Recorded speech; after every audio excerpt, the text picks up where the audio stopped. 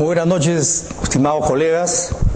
Reitero mi agradecimiento al director de la Dirección Académica por la invitación. El día de hoy tengo entendido que es la clase final, el día final de este primer diplomado, por cierto, en la gestión del doctor Pedro Angulo, el diplomado en Derecho Administrativo y Gestión Pública.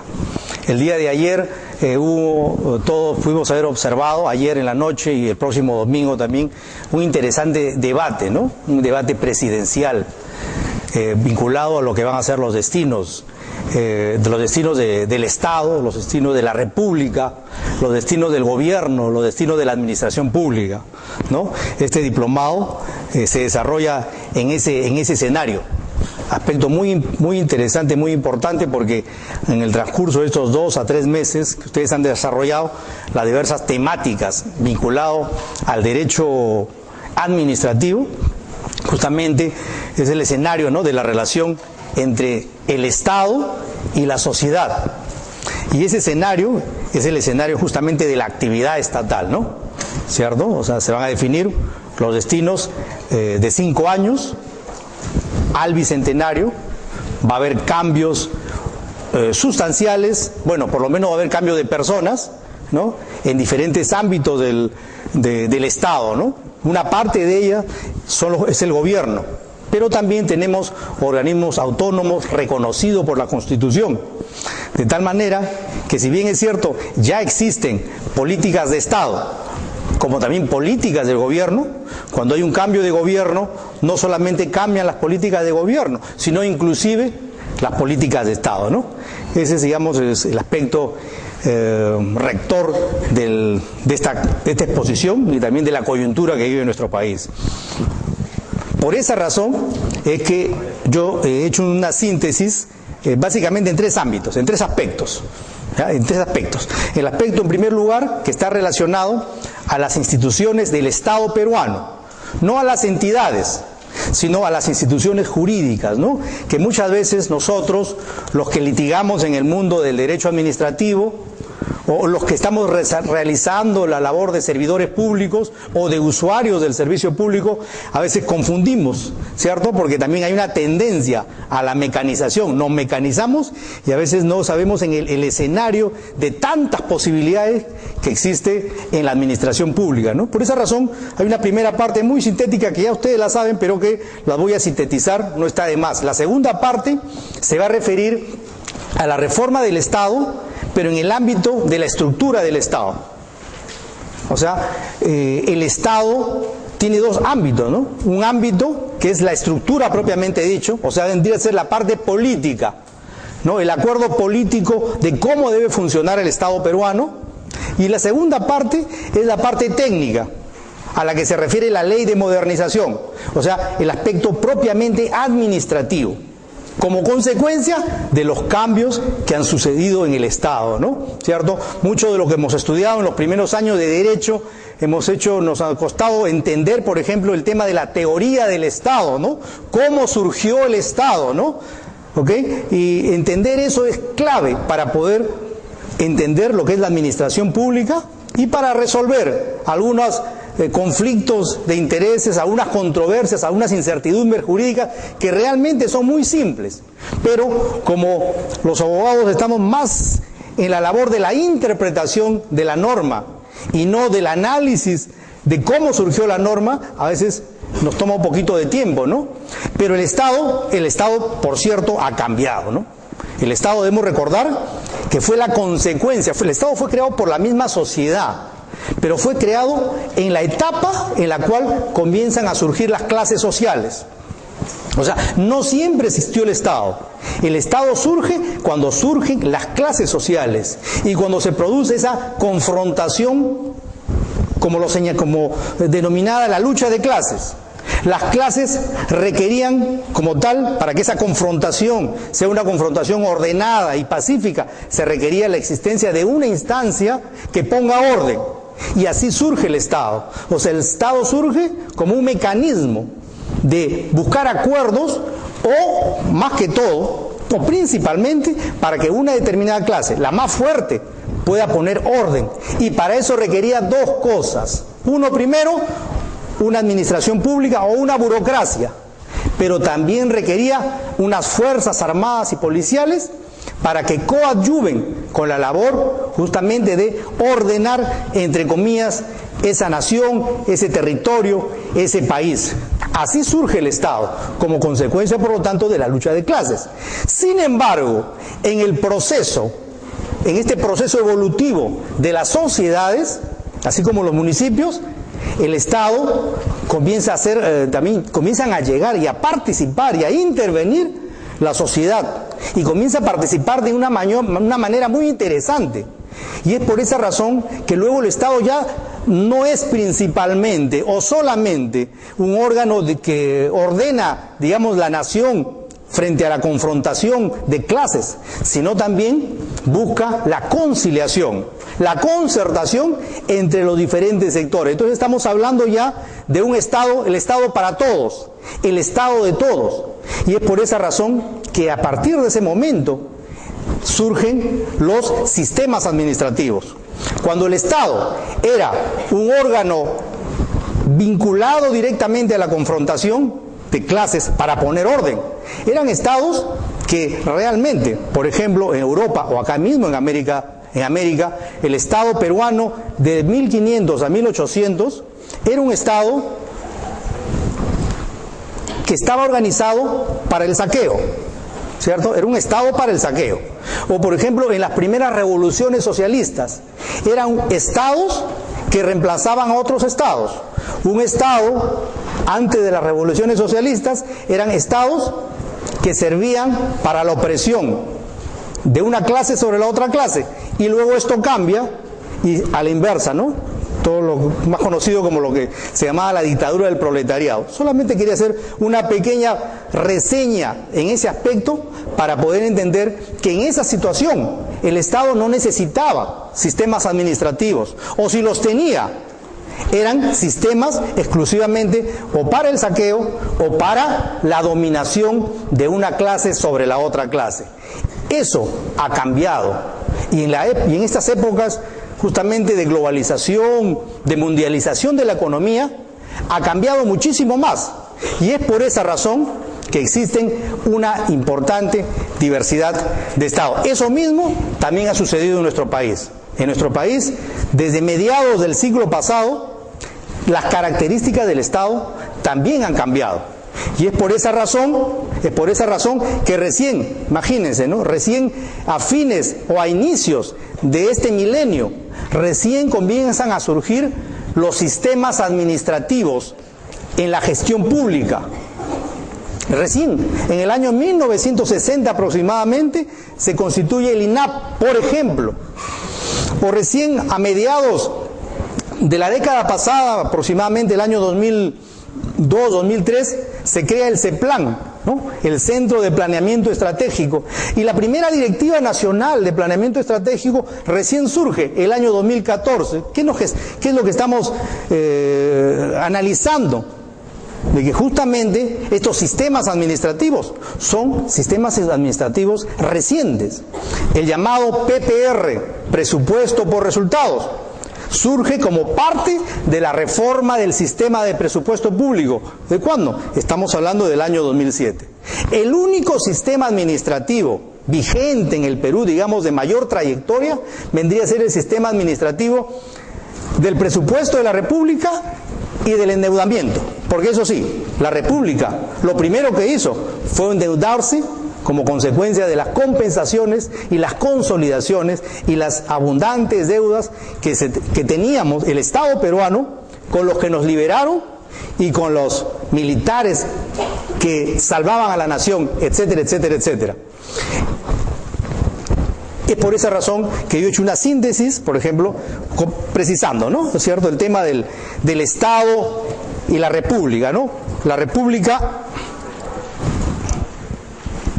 ¿Se escucha? Ok, ya. Entonces, hay unos conceptos básicos que yo quisiera sintetizar básicamente, ¿no? Es el aspecto, por ejemplo, del Estado, ¿no? O sea, tenemos varios tipos de Estado, ¿no? Y esos tipos de Estado son en la práctica sistemas, ¿no? El sistema republicano, que es el nuestro, que se va a caracterizar por independencia de poderes. Ese era el concepto clásico. Eso ya acabó. Hay independencia de poderes, pero también hay independencia de gobiernos. Los poderes, que todos los conocemos, pero también la existencia de gobiernos. Gobierno nacional, regional y local, en una situación de horizontalidad. Esa es la característica del sistema republicano, pero es un sistema, así como fue nuestro sistema imperial con los incas o el sistema monárquico. La república, por lo tanto, es un sistema de Estado, de gobierno. Y por otro lado tenemos el Estado y su relación con el municipio. Una cosa es municipio y otra cosa es municipalidad. Primero fue el municipio, después surgieron los estados. El municipio es el que creó la municipalidad. La sumatoria de municipios o la anexión de municipios generó la existencia de los municipios-estado. Pero cuando estos municipios-estados llegan al acuerdo político de constituirse en una nación, esto ya se llama un estado, ¿cierto? Tenemos el privilegio que en América solamente hubo un estado, el estado inca. Los aztecas no llegaron a la constitución de estado. Tampoco las diversas organizaciones civiles que existían en Norteamérica. El Estado, por lo tanto, va a tener esas características y va a ser el resultado de la anexión y la participación de diversos municipios. El municipio es a la municipalidad, así como la nación es al Estado, ¿cierto? Existen naciones que no tienen Estado, como por ejemplo hace unos 50 años los judíos no tenían un Estado, no tenían un territorio. ¿Ok? Y de igual manera, en un estado o en un país pueden existir diversas naciones. En el Perú, para que uno se constituya como nación, fundamentalmente necesita no solamente territorio y población, sino también se requiere, así como en el municipio, tradiciones, ¿no? Identidades. En el Perú, de acuerdo a la Constitución, somos un país pluricultural, pluriétnico, en la cual existen varias nacionalidades. Acá solamente en Lima hay una nacionalidad, hay una nación, que es la nación Jacaru, que está, por ejemplo, en el distrito de Tupe, Yauyos, y ellos tienen sus propias características, pero todos ellos están unidos en un solo país, representados por su Estado. Tenemos la democracia representativa y democracia participativa, uno de los cambios producidos en nuestro Estado de los últimos 25 años. Nosotros hemos crecido en el ambiente de la democracia representativa, o sea, la democracia en la cual participan partidos políticos con ideología a nivel local, regional y nacional. Y el soberano es el pueblo, representado por sus representantes. Esto antes era el único sistema en nuestro, vale la redundancia, sistema republicano. Sin embargo, producto de la evolución del mismo Estado, también convivimos con otro sistema de democracia, que es el sistema de la democracia participativa. Este sistema implica que el ciudadano no solamente elige su autoridad, sino participa también de la gestión pública. Y no solamente de la gestión pública, proponiendo iniciativas ciudadanas, participando, por ejemplo, también en la elaboración del presupuesto, sino también la fiscalización del presupuesto, no solo eligiendo sus autoridades, sino también vacándolas o revocándolas. Este sistema de democracia participativa es viable en una república como la nuestra, que es unitaria y representativa. Pero ojo, en la ley de modernización del Estado y en sus políticas públicas, que recién, por cierto, se ha emitido el año 2003, ya se incorpora la posibilidad de introducir instituciones de la democracia participativa no solamente en los gobiernos locales, porque hasta hoy está legislado que en los gobiernos regionales y en los gobiernos locales funciona a través del sistema de democracia participativa, más no de democracia representativa. Sin embargo, en esta norma vinculada a la modernización del Estado, se aceptan, o sea, la incorporación de mecanismos también de la democracia participativa, por cuanto existe el concepto que a mayor participación del ciudadano en la gestión pública hay mejores condiciones para entender la problemática del sector, del territorio, así como también de buscar una determinada solución. Es por esa razón que en el punto 6, ahí se menciona el gobierno nacional, regional y local. Esta es una división, digamos, política, ya no en una situación de vertical, como existía hasta aproximadamente a mediados de la década del 80, donde una municipalidad efectivamente dependía, ¿no?, o de la prefectura o de la Cooperación de Desarrollo Departamental, y finalmente dependía del poder central. Y por esa razón los presupuestos municipales, regionales, se aprobaban en la ciudad de Lima, en el Ministerio de Economía y Finanzas, y todos los alcaldes desfilaban para poder llegar a acuerdos políticos con el poder central para no solamente el presupuesto, sino también para definir qué tipos de obras se realizaban en sus ciudades, ¿no? Además, por cierto, que los alcaldes y los dirigentes departamentales eran designados desde el poder central, ¿no?, o sea, del gobierno central. El día de hoy estamos hablando de una relación de horizontalidad entre el gobierno nacional, regional y local, no vertical, sino horizontal. Cada una tiene funciones exclusivas y entre las tres funciones de naturaleza compartida. Si bien es cierto, no existe una relación de verticalidad, sin embargo, el gobierno nacional sí es el ente rector en cuanto a lo que son políticas de gobierno. Es por esa razón que los 11 sistemas administrativos que existen en la administración pública tienen la rectoría del gobierno, del Poder Ejecutivo, a través de la presidencia del Consejo de Ministros. O sea, esa relación es muy importante y esto fue fortalecido a partir de la Ley de Base de Descentralización que surgió el año 2003, se consolidó con la Ley Orgánica de Gobiernos Regionales y finalmente con la Ley Orgánica de Municipalidades. Punto 7, los sistemas administrativos.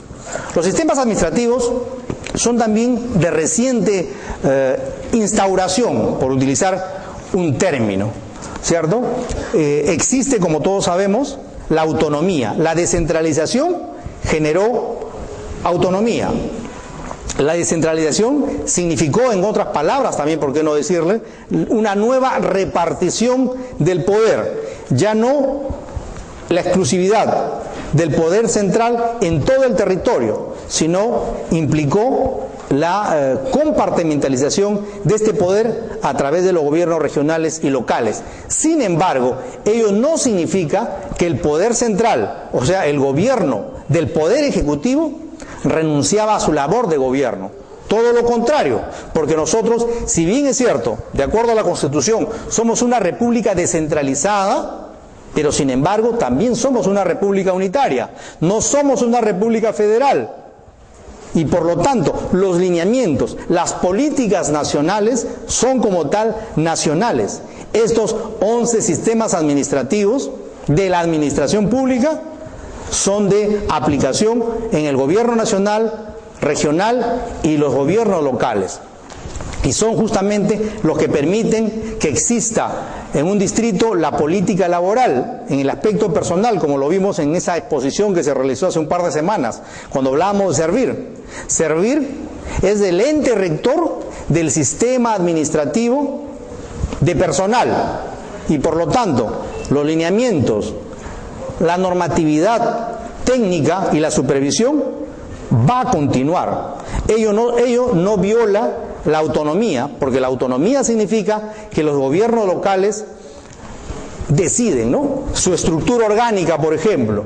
Deciden su estructura orgánica, deciden las autoridades a designar, deciden su reglamento interno de trabajo y en ello no hay intervención ni aprobación del gobierno central ni tampoco del regional, pero sí dentro de un determinado lineamiento, como por ejemplo, tal como lo conversamos en esta oportunidad, el sistema meritocrático. O sea, no puede existir un sistema meritocrático en una zona y un sistema clientelista en la otra zona.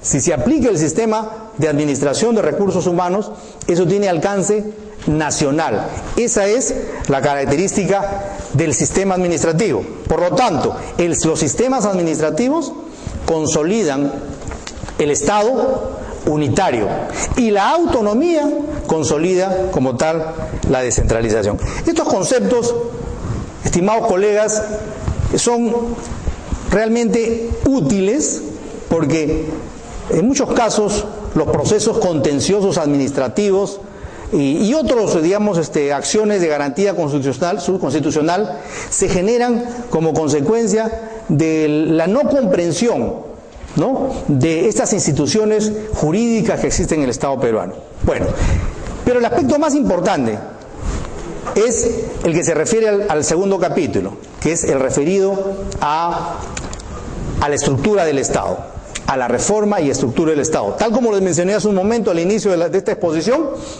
el Estado ha evolucionado, porque ha evolucionado la sociedad, pero nosotros no somos una isla, somos parte, ¿no?, de una aldea regional, global, mundial, donde también se van produciendo cambios, ¿no? Ya no estamos en la época, digamos, de la bipolaridad, en la cual el mundo se dividía entre capitalistas y socialistas, ¿no? Eso ya no existe desde hace aproximadamente 25 años, ¿no? Estamos en la época de la mundialización de la economía, los cambios de la economía de un país influyen en otro país, la época de la globalización y la época de la informática.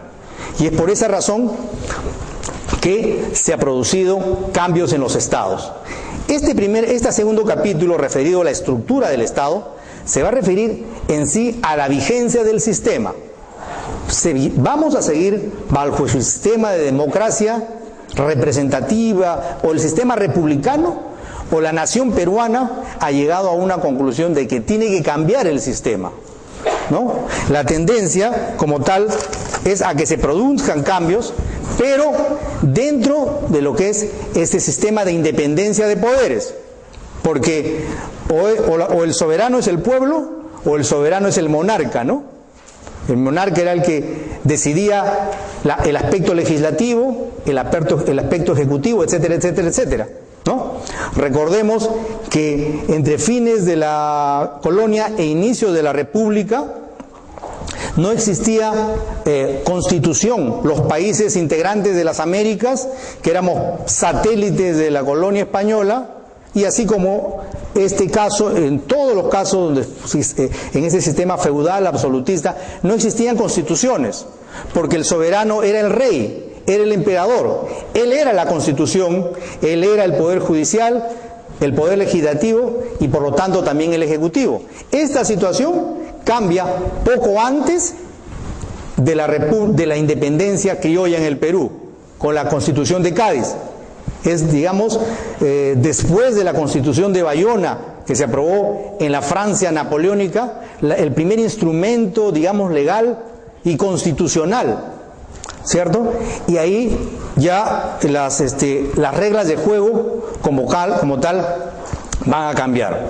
Entonces, yo he sistematizado 4 ámbitos, porque la estructura del Estado es un tema que obviamente solo ese tema nos puede tomar hasta un diplomado completo.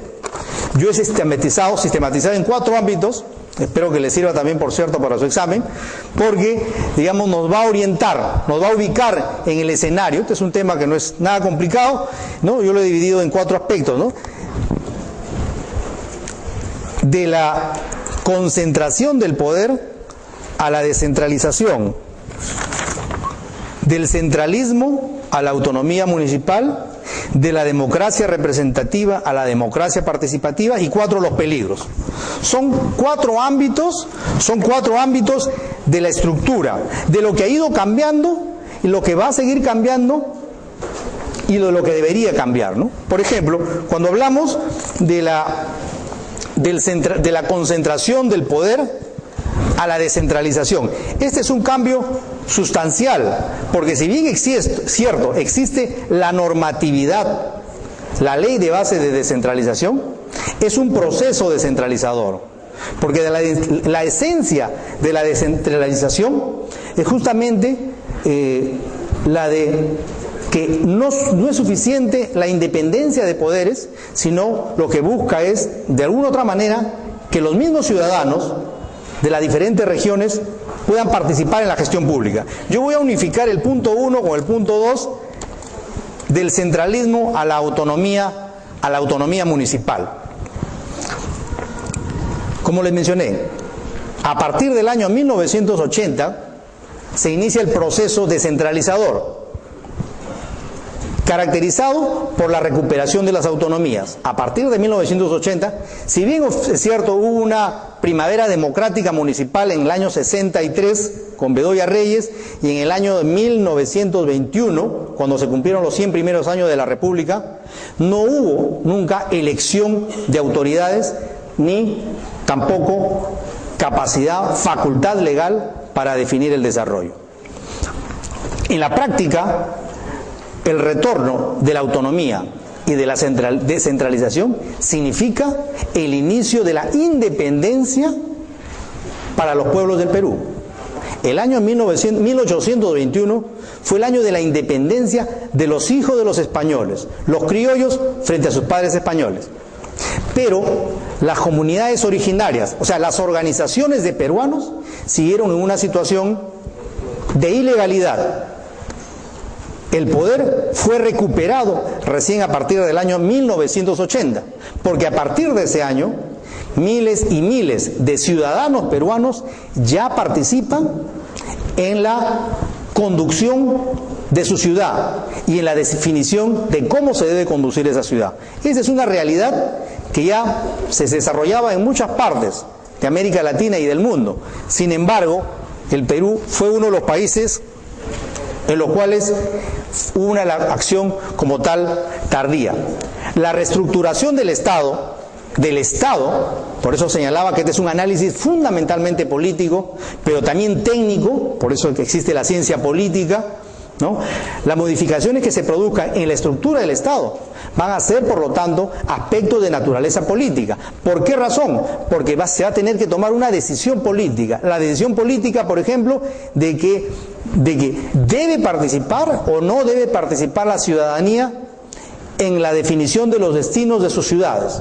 Hasta el año 1980, la decisión política del Estado peruano era que los ciudadanos solo deben atenerse a votar y elegir cada 4, 5 o 6 años a su presidente de la República, porque a los gobernadores y a los alcaldes los designaba el poder central. Esa era una decisión política, como consecuencia de la correlación de fuerzas o como consecuencia tal vez de una concepción que se tiene, ¿no?, de que las personas que están en el interior del país no tienen capacidad de gobernar.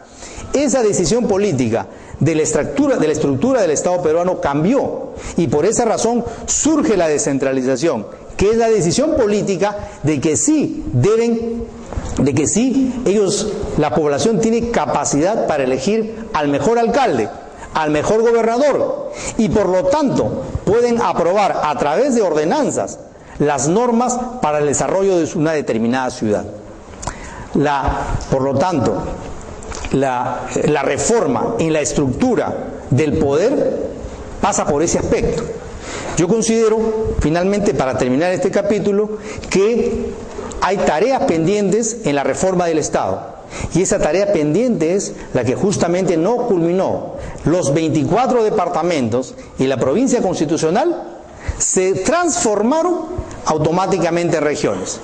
Y de esa manera se desnaturalizó el objetivo regionalizador. El objetivo regionalizador buscaba de que todas las jurisdicciones del Perú, esos 1.800 ciudades que existen en el Perú, se reorganicen administrativa y políticamente de tal manera que exista equidad en el desarrollo nacional y por lo tanto existan la suficiente cantidad de regiones, 8 regiones transversales, mediante las cuales en cada región exista posibilidad de desarrollo, recursos naturales, salida al mar, en algunos casos salida al Amazonas, para que puedan participar de la nueva situación de globalización, porque el día de hoy los países que están en el entorno del Perú, por ejemplo, no solo participan en procesos de regionalización o en bloques regionales dentro de su país, sino inclusive comparten con los países, con las provincias, con las ciudades de las zonas fronterizas. Esa es una reforma del Estado pendiente. Las macroregiones, las 8, las 9 o las 10, macroregiones transversales.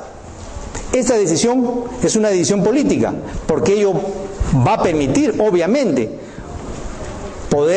más poder para el ciudadano, para las regiones, y va a significar, sin llegar a la consecuencia del federalismo, a la cual estamos muy lejos, va a permitir el desarrollo de las ciudades, un determinado desarrollo de las ciudades. Señalo finalmente en este aspecto como un peligro, ¿no? Como peligro de la reforma en la estructura, la recentralización, lo digo conjuntamente porque considero que están vinculados, la recentralización, el narcoestado, la corrupción y la inseguridad ciudadana. Son cuatro, situaciones que tienen sus diferentes conceptos, pero en el caso del Estado peruano están vinculados. ¿Y por qué están vinculados? Porque la reforma del Estado no es un aspecto, como lo señalé, solamente técnico, sino es un aspecto fundamentalmente político, de consolidación de la democracia y de la búsqueda del bienestar. El narcotráfico tiene el suficiente poder económico para ingresar en la actividad política y por lo tanto ingresar al Estado. Como en muchas ciudades del país, que ustedes pueden viajar, van a ver indicios razonables de signos de riqueza que no vienen precisamente de la producción, de la productividad de los territorios. 1.300 ciudades del Perú, distritos del Perú, prácticamente la tributación o es cero o de repente es máximo, no pasa de 5% de su presupuesto municipal. Sin embargo, se observan signos muy peculiares. El narcotráfico en la política busca un escenario. El escenario significa que desde el poder central, o desde el poder central principalmente, surjan más actos de corrupción a través de lo que es el lavado de activos. Y eso solamente se puede hacer a través de la recentralización del poder. O sea, salimos del centralismo al descentralismo. Pero esta es una lucha permanente. O sea, en el Perú, que tiene una tradición, una herencia colonial, hay una lucha permanente entre centralismo y descentralismo. Si bien es cierto, en cada ciudad se elige el alcalde y en cada ciudad aprueban sus ordenanzas. Sin embargo, la realidad es que todos los días están desfilando los alcaldes de todos los distritos y las provincias para poder negociar, en el mejor de los sentidos, incentivos, ese famoso plan de incentivos, etcétera, etcétera, etcétera, para poder llevar recursos a sus ciudades. Por esa razón es bien raro el alcalde distrital o provincial que no viene a Lima, ya sabe que está condenado a solamente vivir de las rentas que le envía el Tesoro Público, y que si el año pasado prácticamente le redujeron en un 50% de su presupuesto por concepto de transferencias, este año se ha reducido otro 50 más, otro 50%, y todo eso como consecuencia, ¿por qué no señalarlo?, de la reducción del canon, ¿no? También por la baja en la venta de los productos minerales, de las exportaciones, ¿no? O sea, nuestras ciudades, que en la práctica son casi como ciudades ficticias, porque no viven de sus tributos, no viven de su productividad, sino de las transferencias. Estas transferencias son las que, la maximalización de estas transferencias implica en la realidad una recentralización. Esta recentralización está justamente, es un incentivo para la corrupción, y por lo tanto, como la autoridad, el funcionario, ¿no?, bajo ese esquema busca llegar al poder para el botín, va a descuidar de la labor de la seguridad, ¿no?, de la seguridad y por lo tanto de la delincuencia, y por esa razón también se convierte la política en un incentivo para la delincuencia que ingresa, y por lo tanto la inseguridad ciudadana ya no solamente es una sensación, sino también es una realidad, ¿no? Todos estos aspectos no están alejados de la reforma del Estado, están sumamente vinculados. Y esa es la experiencia, ¿no? La experiencia. ¿Por qué la República nació centralista? ¿Por qué no nació descentralista? Tal como estaba en la Declaración de Independencia de José de San Martín. Simplemente porque no convenía.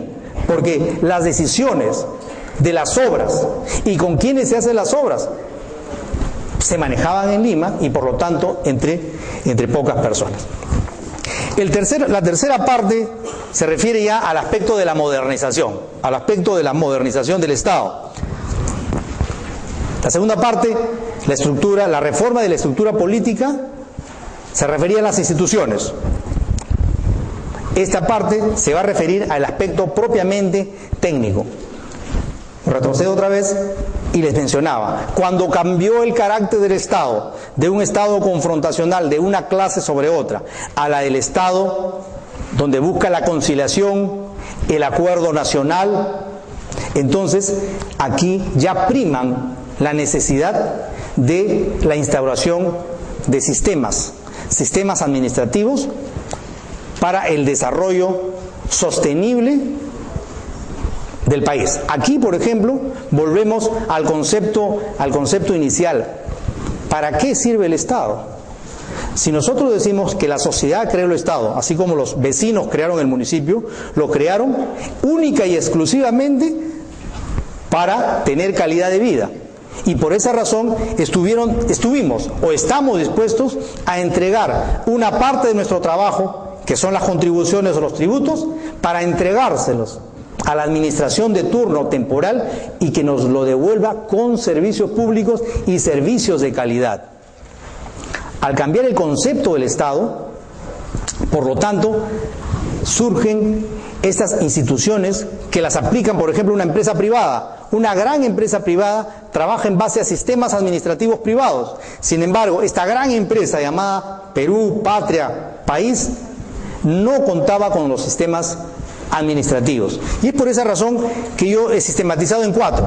Las 4 más importantes para que se consolide la reforma o la modernización, valga la redundancia, modernización que se inició a mediados de la década del 90, exactamente el año 96, en el primer gobierno de Fujimori. A través del decreto legislativo 834 surgió la primera ley de modernización del Estado, que fue consolidada en el año 2002 con otra ley de modernización, todavía teórica. Su reglamento surgió ese mismo año. Y recién es el año 2013, 11 años después, que esto ya, así como el sistema de planeamiento estratégico, el sistema de personal, digamos, ya se convierte en una necesidad. Y una necesidad, ¿saben por qué? Porque antes solamente había un gobierno central. Había el gobierno central y los ministerios. No existían organismos autónomos reconocidos por la Constitución. Pero el día de hoy no solamente tenemos el gobierno nacional, tenemos los organismos autónomos, pero también tenemos 1.800 gobiernos locales, cerca de 200 gobiernos provinciales, otros 1.800 más de municipios de centro poblado. Y por lo tanto hay una difusa actividad gubernamental en el Perú. Y entonces esta irrupción generada por la descentralización es la que obliga, como una necesidad, a que el Estado peruano trabaje en base a no solamente lineamientos de políticas públicas, sino también en base a sistemas administrativos. Cada sistema administrativo va a tener su ente rector. Ojo, no va a tener su autoridad, ni su presidente, ni su ministro, sino es un ente rector. ¿Por qué razón? Porque el sistema administrativo, estos 11 sistemas administrativos, no toman decisiones sobre quién gobierna y cómo se gobierna, sino son entes rectores que van a dar lineamientos normativos, técnicos, de seguimiento y, por qué no decir, de supervisión, no de control, de supervisión en cuanto a la política pública. Y ahí está. Ahí están los servicios, los sistemas administrativos, como el sistema de personal, el sistema nacional de control, ¿no?, para la labor del control interno institucional, el sistema administrativo de tesorería, de contabilidad, de endeudamiento, porque no solo se endeuda el gobierno nacional, también se puede endeudar un gobierno local, un gobierno regional. También existe el sistema de modernización, que tiene normas técnicas muy importantes de obligatorio cumplimiento. Cada año la administración pública municipal, por ejemplo, tiene que haber aprobado o haber realizado una política de modernización. Hay una política de modernización que es la típica de todas las municipalidades. La simplificación administrativa, ¿no? O sea, mecanismos que busquen acercar al ciudadano con la institución pública, o mecanismos que eviten ese alejamiento entre la administración pública y la sociedad. Uno de estos sistemas administrativos rectores, uno de los más importantes desde mi punto de vista, es el sistema administrativo del planeamiento estratégico. El planeamiento estratégico es la base, por ejemplo, del crecimiento de una empresa que quiere vivir 100 años, con mayor razón una sociedad. En la colonia no había planeamiento estratégico, porque ellos no se plantearon el desarrollo del Perú. En los primeros 100 años, por lo menos, de la República del Perú, tampoco hubo planeamiento estratégico, porque el pensamiento estaba por otro lado. Un país sin planeamiento estratégico significa que no se ha planteado una proyección a 10, 20. Nosotros tenemos ese concepto, ¿no? Corto, mediano y largo plazo. Para nosotros el largo plazo es no más de 10 años. Para los chinos el largo plazo es 100 años. Para ellos el corto plazo son 10 años. Sus quinquenios de la planificación centralizada, ¿no? Es otro tipo de sociedad, por cierto, ¿no? Nuestro sistema de planeamiento estratégico es fundamental para hacer una proyección de qué tipo de ciudad queremos, región y nación, ¿no? El sistema de planeamiento estratégico tiene todo un procedimiento muy interesante y muy simple, que el día de hoy sí es de obligatorio cumplimiento, en particular en los gobiernos locales, ¿no? En los gobiernos locales se denomina el plan de desarrollo estratégico. Pero el planeamiento no solamente es eso. El planeamiento es el principal instrumento de gestión pública. No se entiende cómo puede existir un presupuesto público anual sin que se haya elaborado en la perspectiva del plan de desarrollo estratégico a 8 años, como ahora lo precisa la ley, ¿no? La ley ahora señala que el largo plazo son 8 años, el mediano plazo son 3 años, se denomina plan estratégico institucional, y el corto plazo es 1 año. Nuestros planes de presupuesto en la realidad son especie de planes operativos, ¿no? Porque no están en la perspectiva del desarrollo, ¿no? ¿Okay? Un plan que está en la perspectiva de desarrollo implica que cada presupuesto anual vendría a ser en referencia a la visión, ¿cierto? Al escenario que uno se plantea en un determinado periodo de tiempo. Ese plan es el ente rector del planeamiento estratégico nacional, regional y local.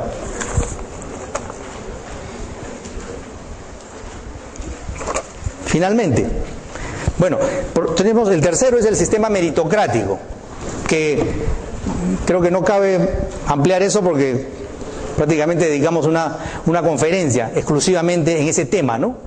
Sin embargo, no está de más señalar de que se dan cuenta, o sea, hay aspectos técnicos administrativos que no son solo técnicos administrativos, sino que tienen también un componente político, ¿no? El cambio del sistema clientelista por el meritocrático es una decisión política, pero fundamentalmente es una decisión técnica. ¿Por qué razón?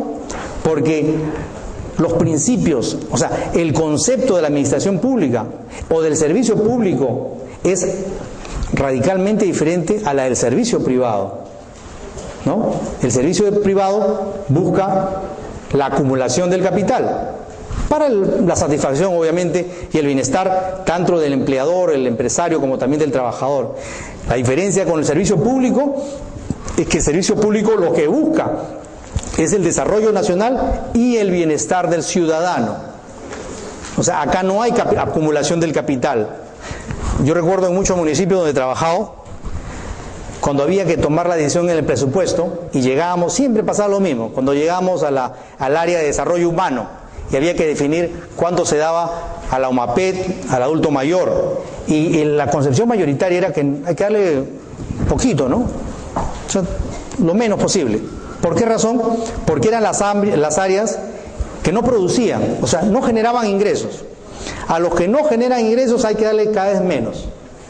Es una concepción totalmente distorsionada del objeto de la existencia de un municipio o del Estado, ¿no? Que justamente es el de la búsqueda de la satisfacción, del bienestar. Todo lo contrario, en la UMAPET, en la DEMUNA, en sector educación, ahí hay que invertir más, por cuanto eso va a revertir en el bienestar y en la satisfacción de la sociedad civil, ¿no? Entonces, eso es lo que estaba referido a lo que es el sistema meritocrático. Antes de entrar al último punto, si desean pueden hacerme cualquier pregunta, ya casi al final, ¿no? Cualquier pregunta, cualquier intervención, no hay ningún problema en ese sentido. Pero antes de continuar, quisiera que me digan la hora para no... Perdón, estamos bien. 7:05, exacto, no, estamos bien. Entonces, la modernización del Estado. El último aspecto está vinculado justamente al presupuesto por resultados, al PPR, presupuesto por resultados. En la administración pública, el instrumento principal, la Biblia, del servidor público, funcionario, etcétera, o titular, es justamente el presupuesto. El presupuesto vendría a ser la guía para la acción durante todo el año. Si yo ingreso a la administración pública a mitad del año, el primer instrumento que debo solicitar es el presupuesto, para saber cuál es la perspectiva, ¿cierto? Ese es el sentido común, ¿cierto? Muchas veces no sucede eso, ¿no? ¿Por qué razón? Porque los presupuestos, que es donde se consignan, o se asignan, los recursos supuestamente para las prioridades y para la necesidad tanto de la jurisdicción como del ciudadano. Básicamente, cuando se elaboró ese presupuesto, se hizo para cumplir con el Sistema Nacional de Presupuesto, para evitarse una sanción y para cumplir, simplemente para cumplir. Esos presupuestos municipales demostraron que eran ineficaces. ¿Por qué razón? Porque no satisfacían la necesidad pública. Muchas obras, al final del año, ¿cómo va la ejecución? Recién se ha iniciado, pero ya estábamos discutiendo las obras del siguiente año. Hay que paralizar esta porque nos están pidiendo en esta otra zona, y esa otra zona es prioritario porque ya se acercan las elecciones, y además que ahí está mi principal base política, ¿no? O sea, el presupuesto, que era un sistema administrativo, uno de los pocos sistemas que prácticamente surgen 20 años después de la independencia criolla, era uno de los pocos instrumentos de sistemas administrativos, o sea, prácticamente se había desnaturalizado. Un presupuesto por resultados invierte la figura. Ya no se elaboraría el presupuesto para cumplir con la Ley Nacional de Presupuesto o para cumplir con la normatividad, sino el presupuesto ya se elabora en base ¿a qué? A varios objetivos o a resultados puntuales y concretos.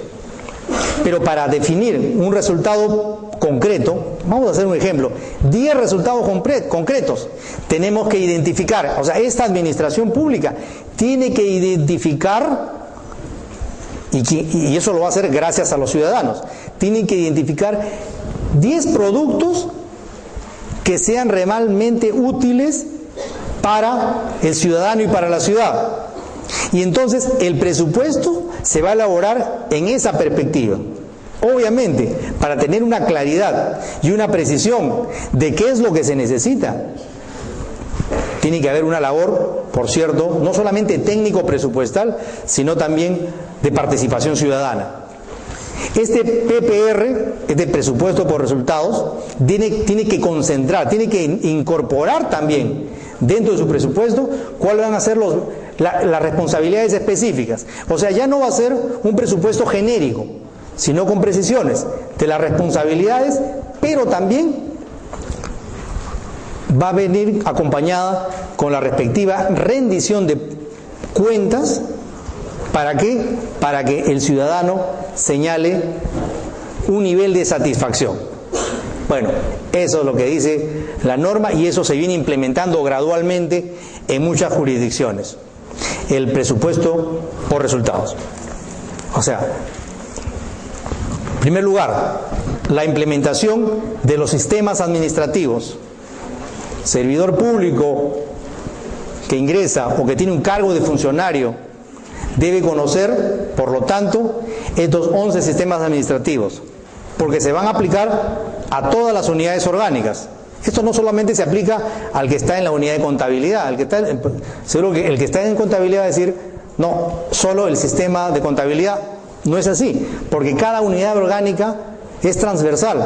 Existen los 11 sistemas administrativos. Me había olvidado uno, que era el sistema administrativo de la defensa judicial del Estado. También es un sistema administrativo, porque la administración, la entidad, tiene que estar preparada, tiene que evitar, ¿no?, un conflicto de intereses, pero también tiene que estar preparada para cuando se produzca ese conflicto de intereses o cuando suceda una incertidumbre jurídica y por la cual tenga que ir, ¿no?, en vía de contencioso administrativo u otro mecanismo legal a un proceso judicial. Entonces, el sistema administrativo, los 11 sistemas administrativos que van a tener su respectiva rendición de cuentas, es una primera reforma en pleno desarrollo. Es una de las reformas de la modernización del sistema de la administración pública. Y en segundo lugar, el planeamiento estratégico. Es un sistema administrativo, pero es más que un sistema administrativo. Es el principal sistema administrativo. Es realmente no solo un sistema, no solo el principal, es una cultura, la cultura del planeamiento estratégico, ¿cierto? Todos hemos escuchado durante estos 2 o 3 meses entrevistas y exposiciones de candidatos a la presidencia, de candidatos al Congreso de la República. El prerequisito de nuestras futuras autoridades es que justamente promuevan la cultura de planeamiento estratégico. Y para que promuevan la cultura de planeamiento estratégico, obviamente van a tener que cambiar sus programas, pero no solamente sus programas, sino también van a tener que incorporarse dentro de ese concepto de meritocrático, ¿no? Hasta hace poco, no quiero evaluar la coyuntura, pero hasta hace unos años, no muchos, cada alcalde de Lima hacía obras en su gestión. Y entonces prácticamente la proyección era cada 4 años. Yo recuerdo exactamente un caso acá en el centro de Lima. Un alcalde de mediados de los 90 hizo una obra. El que le siguió modificó y hizo otra obra encima, y el tercero volvió a hacer exactamente lo mismo. Cada uno de ellos lo que quería era hacer una obra para la reelección. O sea, era un planeamiento estratégico para su reelección. No era un planeamiento estratégico para el desarrollo de la ciudad. Existen muchos casos muy interesantes de planeamiento estratégico, como por ejemplo, y eso se ve en las obras, pues, ¿no? ¿Cierto? No solamente en los planes, ¿no? Porque planes hay miles, sino en las obras, ¿no? Por ejemplo, esta obra de la vía expresa, ¿no? Eso respondió, por ejemplo, a un planeamiento estratégico porque se elaboró pensando en una proyección a 50 años, ¿cierto? Los que han viajado, por ejemplo, a la ciudad de Buenos Aires, o de Santiago de Chile, o de Madrid, pueden haber observado que, miren, hace el año 50, entre el 40 y el 50, hace ya más de 70 años, ellos ya tenían el trébol que nosotros tenemos en el cruce de la avenida Javier Prado con evitamiento, ¿cierto? Puentes a desnivel, obras que tenían una proyección de 100, 200 años, ¿no? O por ejemplo, ¿no?, el subterráneo que tiene, por ejemplo, Buenos Aires o Santiago de Chile, ¿no? En Buenos Aires toda la comunicación del servicio público, todo es por abajo, ¿no? ¿Cierto? En la parte de arriba no se ve buses y la comunicación entre los distritos más alejados, después del subterráneo, del subte, o del metro, son los ferrocarriles, ¿no? Entonces el transporte público, no hay transporte público en el radio urbano, algo así como que entre Ancón y Villa El Salvador no viéramos a ningún microbús, ¿no?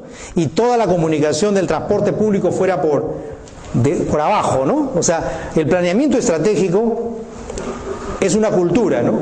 Es la cultura de la proyección, ¿no? ¿Cierto? Pero eso significa cambios en la estructura del Estado y también cambios en la administración del Estado. Porque en Buenos Aires, por ejemplo, las obras públicas de este tipo no los hace exclusivamente la municipalidad, ni tampoco el gobierno. Es una autoridad autónoma integrada por todos. O sea, las obras no se hacen para la reelección. Bueno, menos mal ya no va a haber reelección de alcaldes, ¿cierto? Entonces, ese sería un incentivo, ¿no? Sino es a través de autoridades autónomas. La existencia de una autoridad autónoma, por ejemplo, para el transporte en el Perú, es un cambio en la estructura política, ¿ok? Porque ahí van a perder poder los que actualmente tienen una cuota de poder, ¿no? ¿Cierto? Todos en general, ¿no? Porque la administración, la estructura del Estado no se elabora, digamos, pensando en entidades políticas, partidarias.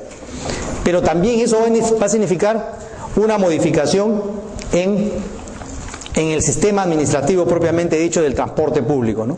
O sea, el Estado peruano, el día de hoy, bueno, en los últimos 20 o 30 años, ya prácticamente es un Estado, una administración pública sistémica. O sea, hay categorías estándar, hay una sistematización del manejo de la administración pública, lo cual obviamente no atenta contra la creatividad, todo lo contrario, pero hay determinados lineamientos y políticas públicas, ¿no?, en todos los ámbitos de la administración pública. Voy a terminar, para que tengan unos minutos más antes de su examen, haciendo una conclusión sobre lo siguiente, ¿no? Porque, vuelvo a repetir, el derecho administrativo, la parte normativa del derecho administrativo, es la que vincula al Estado en general, con sus instituciones, con la sociedad civil, ¿no? Esa normatividad es el instrumento para la gestión pública, porque una cosa es el derecho administrativo y otra es la gestión pública, ¿no? Este es un diplomado en derecho administrativo, la parte normativa, pero también la gestión pública, ¿no? Digamos, algo así como la administración, en la cual es importante la norma, porque le va a dar los instrumentos, pero no es suficiente la norma, sino también la existencia de políticas públicas. La modernización del Estado tiene sus políticas públicas. Están justamente ahí en el decreto supremo, está en la separata, estoy sin mis lentes, está en la separata. Hay una política pública de modernización. O sea, ya el Estado está debatiendo y proponiendo políticas públicas taxativas, con precisión, ya no solamente aspectos normativos, ¿cierto? Entonces, estructura del Estado y modernización de la gestión pública. El derecho administrativo da instrumentos para la modernización de la gestión pública, pero la gestión pública se va a guiar a través de lineamientos nacionales. Ello implica que, por ejemplo, las personas que están en los gobiernos locales, ¿no?, ejerzan su autonomía, porque existe la normatividad que le da autonomía a los gobiernos locales, al servidor público, también a la sociedad civil, pero no se ejerce.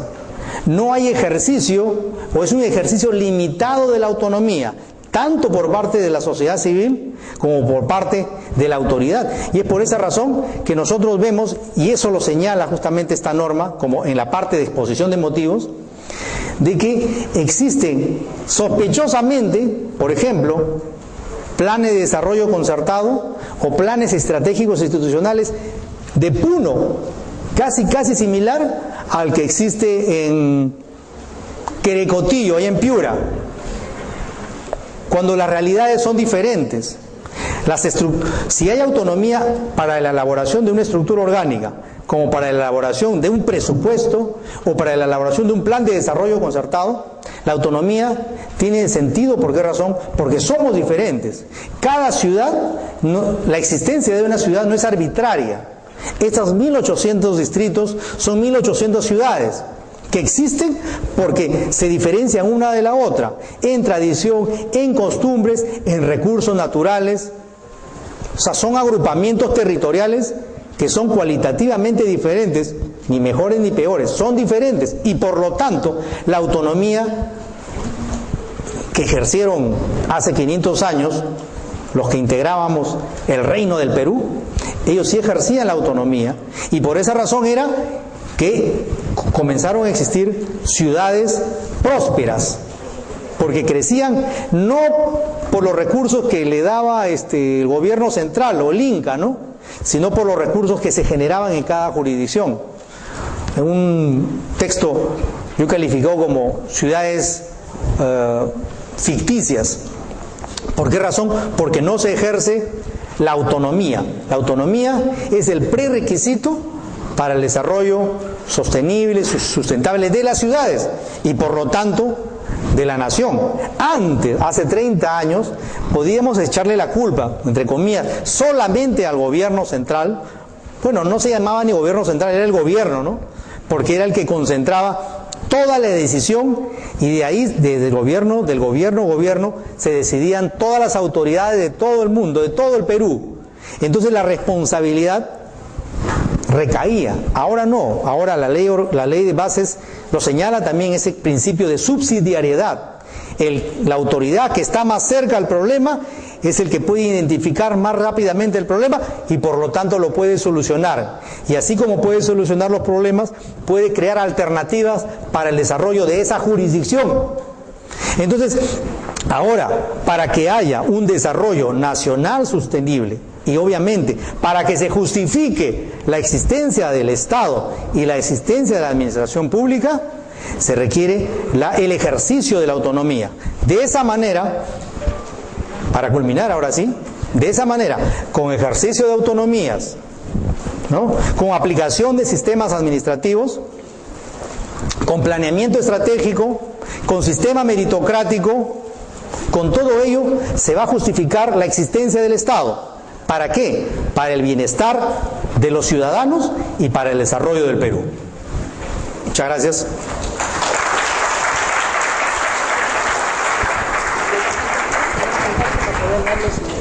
Sí. Muy buenas noches a todos. Permítame, por favor, a nombre de la Dirección Académica y de Promoción Cultural del CAL, agradecer al señor director Luis Felipe Pastor Iturrizaga por su ponencia el día de hoy y por habernos acompañado en este diplomado. Le agradecemos y lo despedimos con un fuerte aplauso.